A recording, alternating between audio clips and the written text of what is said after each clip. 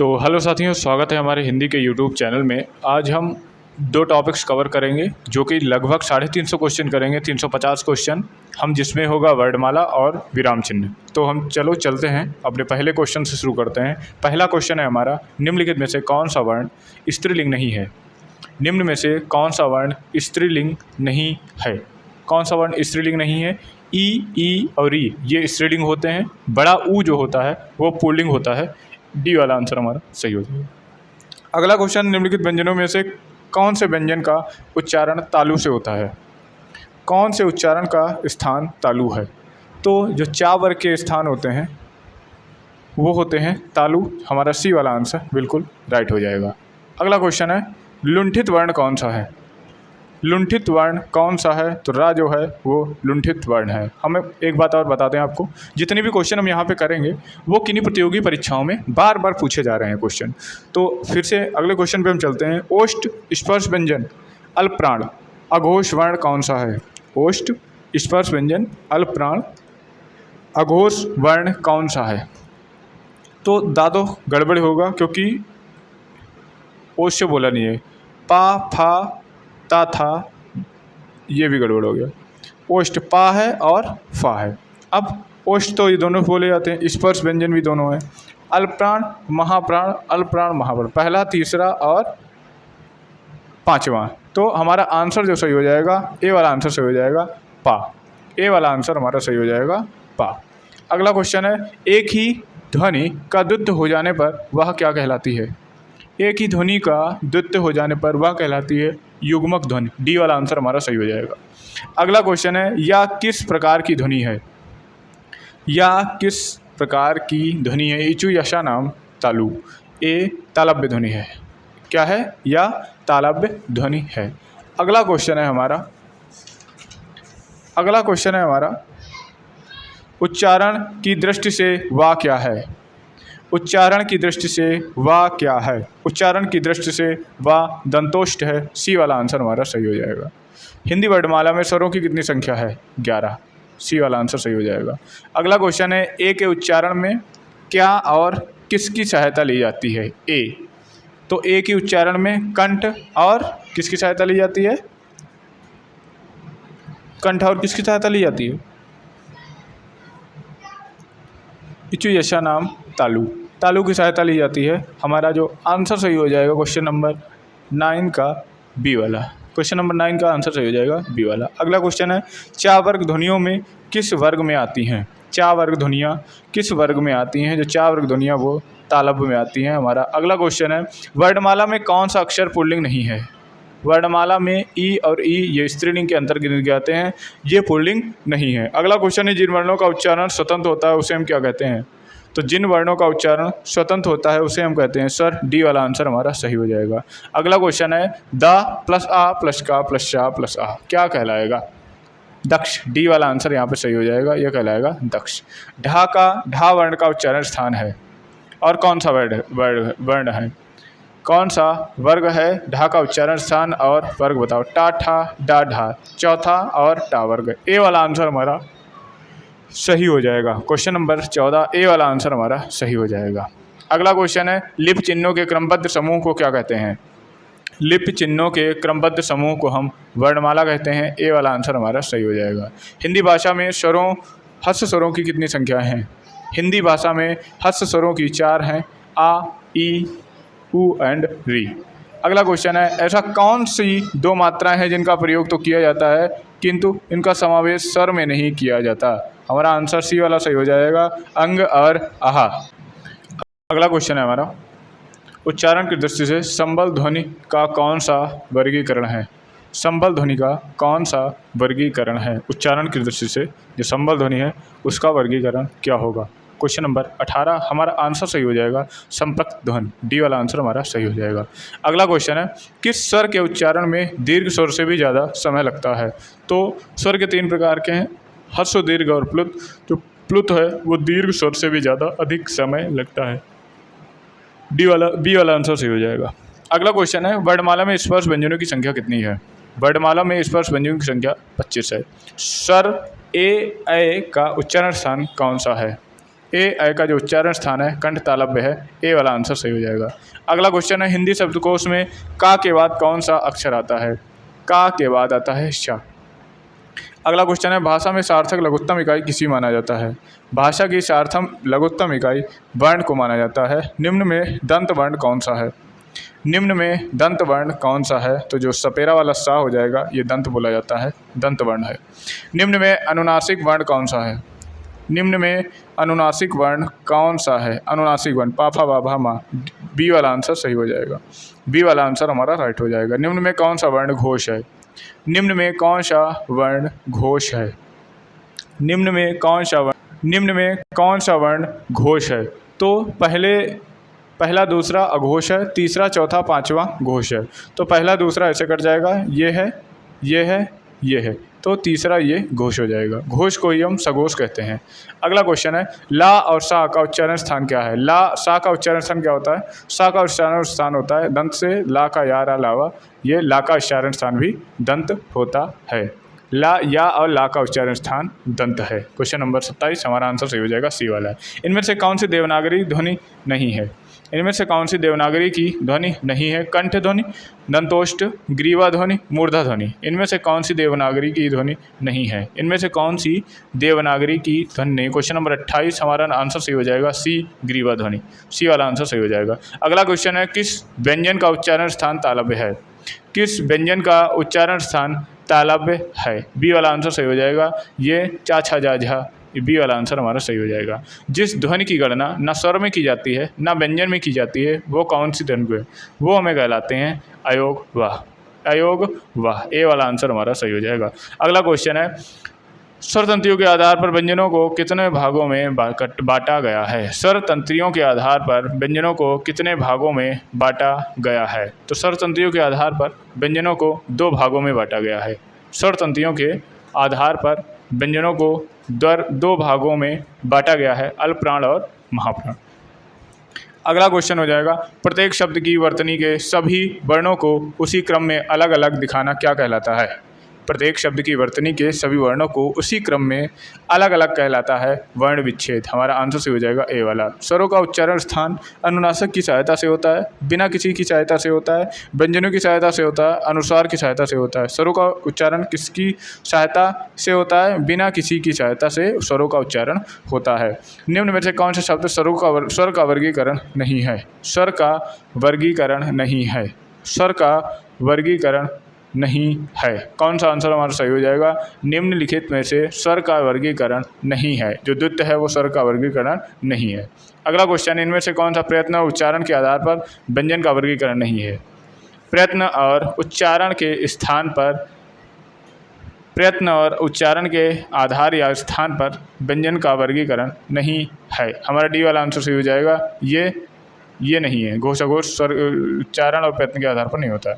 जिन स्वरों का उच्चारण में 2 मात्रा का समय लगता है या ह्रस्व से अधिक समय लगता है उसे हम प्लुत स्वर कहते हैं, उसे हम प्लुत स्वर कहते हैं। क्या कहते हैं?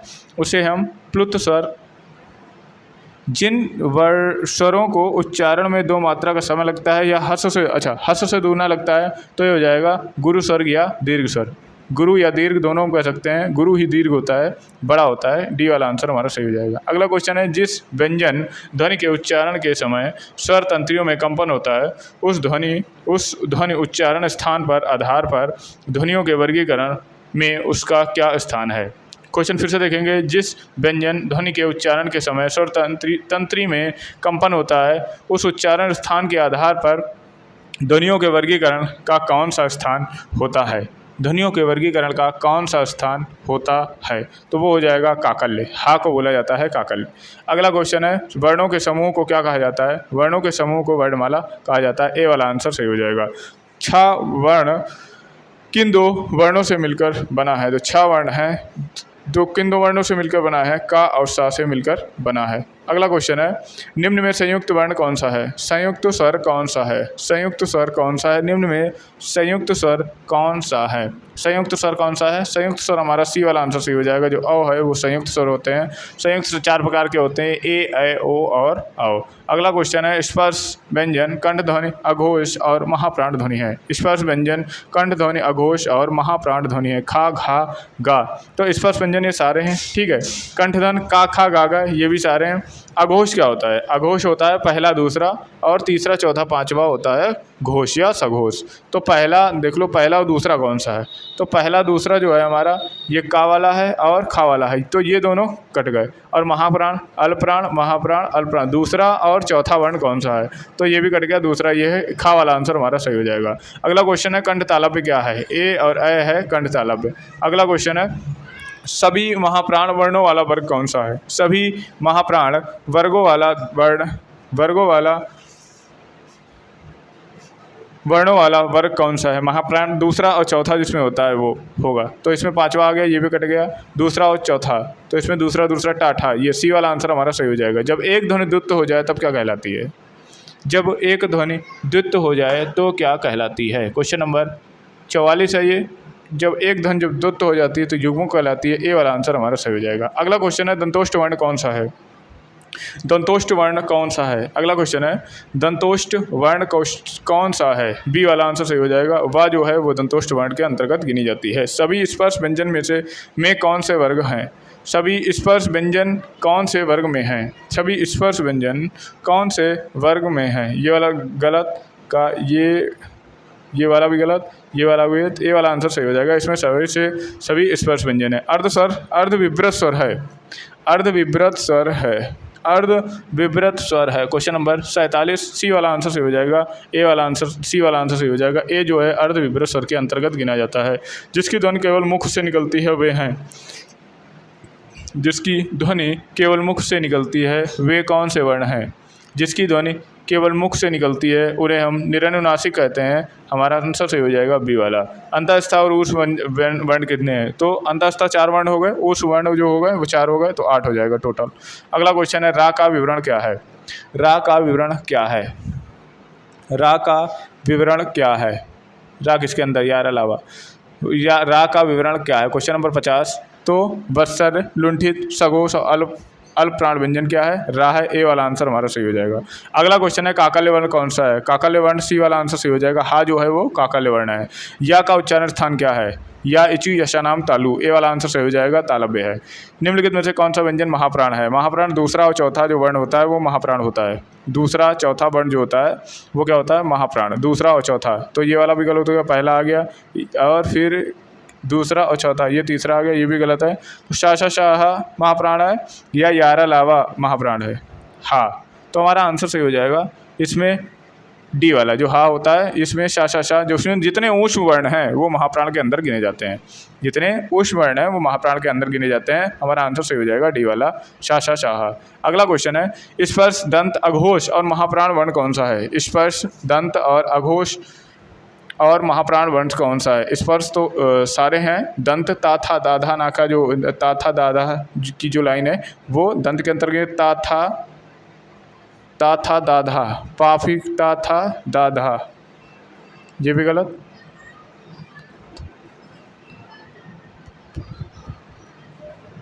बी वाला आंसर हमारा सही हो जाएगा। बी वाला आंसर हमारा बिल्कुल राइट हो जाएगा। बी वाला आंसर हमारा सही हो जाएगा। अगला क्वेश्चन है, केवल मुख से बोले जाने वाले वर्णों को क्या कहते हैं? सस्वर वर्णों को क्या कहते हैं? जो केवल मुख से बोले जाते हैं वो निरनुनासिक होता है। डी वाला आंसर सही हो जाएगा। निम्नलिखित में से व्यंजन तालव्य व्यंजन कहलाते हैं। चा, छा, जा, झा, ये बी वाला आंसर सही हो जाएगा। ये तालव्य कहलाता है। जिनके उच्चारण में कंठ और नासिका स्थान से मदद ली गई हो, जिनके उच्चारण में कंठ और नासिका स्थान से मदद ली गई हो, उन्हें हम क्या कहते हैं? उन्हें हम कहते हैं यहाँ डी और बी वाला आंसर यहाँ पे सही हो जाएगा। कंठ और सॉरी, हमारा आंसर सही हो जाएगा ए वाला। हमारा आंसर कौन सा सही हो जाएगा? ए वाला। जिसके उच्चारण में वत्सर की सहायता ली जाए उसे क्या कहते हैं? जिसके उच्चारण में वत्सर की सहायता ली जाए उसे हम क्या कहते हैं? जिसके उच्चारण स्थान में वत्सर की सहायता ली जाए उसे हम क्या कहते हैं? क्वेश्चन नंबर 58 हमारा आंसर सही हो जाएगा, सा वाला। ये वत्सर भी बोला जाता है, सी वाला आंसर सही हो जाएगा। ता और दा का उच्चारण स्थान के आधार पर क्या कहते हैं? ता और दा को उच्चारण स्थल के आधार पर क्या कहते हैं? तो ता और दा को उच्चारण स्थान के ता और दा, ए वाला आंसर हमारा सही हो जाएगा। ता और दा के लिए हमारा ए वाला आंसर सही हो जाएगा। दंत कहते हैं, इसका स्थान क्या है? दंत है। ए वाला आंसर हमारा सही हो जाएगा। अगला क्वेश्चन है, निम्न में अंतःस्थ व्यंजन कौन सा है? यारा ला, यारा ला, बी वाला आंसर सही हो जाएगा। निम्न में से अघोष वर्ण कौन सा है? अघोष, अघोष, सघोष, सघोष और सघोष, या सघोष को हम घोष भी कर सकते हैं, ये ध्यान रखेंगे। पहला दूसरा के जो वर्ण होते हैं वो होते हैं अघोष, और तीसरा चौथा पांचवा जो घोष या उनको हम कहते हैं सघोष। तो हमारा देख लेते हैं पहला और दूसरा का वर्ण कौन सा है। हमारा आंसर अघोष पूछा है तो ए वाला आंसर सही हो जाएगा जो पहला है। हमारा अगला क्वेश्चन है, निम्न में महाप्राण है। महाप्राण दूसरा और चौथा जो हर वर्ग का जो व्यंजन होता है, हर वर्ग का दूसरा चौथा और ऊष्म वर्ण जितने होते हैं वो किसके अंतर्गत आता है? वो आते हैं महाप्राण के अंतर्गत। तो हम देख लेते हैं दूसरा और चौथा कौन सा है। ये भी कट और टाठा, दूसरा और चौथा ऊ, हमारा आंसर डी वाला सही हो जाएगा। मूर्धन्य, स्पर्श, सघोष, नासिका और लुप्रांत, इसमें सारे देखेंगे। मूर्धन्य कौन सा है? KTM, मूर्धन्य मीन्स चाटा, टाठा डाढ़ा वाली लाइन होगी इसमें। टाठा डाढ़ा ना, चाचा जाजा ना, ओ टाठा डाढ़ा ना। तो हम देखेंगे ये वाला डी वाला गलत हो गया, फिर काका ये भी गलत हो गया। अब देखेंगे हम सघोष, सघोष तो होते हैं तीसरा, चौथा और पांचवा, ये क्या होते हैं? ये सघोष व्यंजन होते हैं। और नासक के भी पूछा है तो सघोष और नासक के टा ठा डा डा चाचा जाजा ये भी गलत है। हमारा आंसर सही हो जाएगा सी वाला ड़ा। उसमें वो वाली लाइन टाठा डाड़ा ड़ा वाली लाइन आएगी, ठीक है। अगला क्वेश्चन है, निम्न में अनुनासिक वर्ण कौन सा है? निम्न में अनुनासिक वर्ण कौन सा है? डी वाला हमारा आंसर सही हो जाएगा। ये है अनुनासिक वर्ण, देख लेते हैं अभी। निम्न में अनुनासिक वर्ण कौन सा है? निम्न में अनुनासिक वर्ण कौन सा है? हाँ, सी वाला आंसर सही हो जाएगा, बिल्कुल राइट। अगला क्वेश्चन, निम्न में मूर्धन्य ध्वनि कौन सी है? मीन्स टाठा डाढ़ा, टाठा डाढ़ा, सी वाला आंसर, ए वाला आंसर सही हो जाएगा ढा। उच्चारण के स्थान पर निम्नलिखित में से दंत कौन सा है? उच्चारण के स्थान पर के आधार पर निम्नलिखित में से दंत है, निम्नलिखित में से दंत है। तो पाफा बाभा मा दंत, या रा ला, इचु यशा नाम तालु मा टा दा, हमारा आंसर सही हो जाएगा डी वाला। हमारा आंसर सही हो जाएगा। उच्चारण के स्थान पर जो ला है वो है दंत। अगला क्वेश्चन है, निम्नलिखित में से दीर्घ स्वर कौन सा है? जो आ है वो दीर्घ स्वर है। ए वाला आंसर हमारा बिल्कुल राइट हो जाएगा। अगला क्वेश्चन है, हा का उच्चारण स्थान है। हा का उच्चारण स्थान क्या है? हा का उच्चारण स्थान कंठ से बोला जाता है। ए वाला आंसर सही हो जाएगा। अंतःस्थ व्यंजन कौन सा है? अंतःस्थ व्यंजन कौन सा है? अंतःस्थ व्यंजन कौन से वर्ग में आता है? या रा लावा, बी वाला आंसर सही हो जाएगा। अगला क्वेश्चन है, कौन से वर्ग के सभी व्यंजन अल्पप्राण हैं? कौन से वर्ग के सभी व्यंजन अल्पप्राण हैं? मीन्स अल्पप्राण, महाप्राण, पहला, तीसरा और पांचवा, पहला, तीसरा और पांचवा, हमारा आंसर सही हो जाएगा बी वाला। अगला क्वेश्चन है, ओष्ठ की आवृत्ति के आधार पर निम्नलिखित में से कौन सा आवृत्ति मुखी स्वर है? ओष्ठ की आकृति के आधार पर निम्नलिखित में से कौन सा आवृत्ति मुखी स्वर है? क्वेश्चन नंबर 71 पे हम आ गए हैं। डी वाला हमारा आंसर सही हो जाएगा। जो ई जो होता है वो आवृत्ति मुखी होता है। डी वाला जो ऑप्शन होता है वो आवृत्ति मुखी होता है। जीवा के आधार पर स्वर कितने प्रकार के होते हैं? तो जीवा के आधार पर स्वर 3 प्रकार के होते हैं। जीवा के आधार पर स्वर कितने प्रकार के होते हैं? 3 प्रकार के होती हैं। अगला है, हिंदी में ध्वनियाँ कितने प्रकार की होती हैं? हिंदी में ध्वनियाँ 2 प्रकार की होती हैं, स्वर और व्यंजन। अगला क्वेश्चन है, मात्रा के आधार पर स्वर कितने प्रकार के होते हैं? तो मात्रा के आधार पर स्वर कितने प्रकार के होते हैं? क्वेश्चन नंबर 74 है। मात्रा के आधार पर स्वर 3 प्रकार के होते हैं। ए वाला आंसर सही हो जाएगा। ह्रस्व स्वर, दीर्घ स्वर और प्लुत स्वर। अगला क्वेश्चन है, ऐसे एक से अधिक वर्णों का मेल को क्या कहते हैं? जब एक से अधिक वर्ण का मेल मिलाते हैं, एक से अधिक वर्णों को जो मेल को मिलाते हैं हम, तो बन जाते हैं व्यंजन। ए वाला आंसर सही हो जाएगा। ए वाला आंसर वहाँ पे सही हो जाएगा हमारा।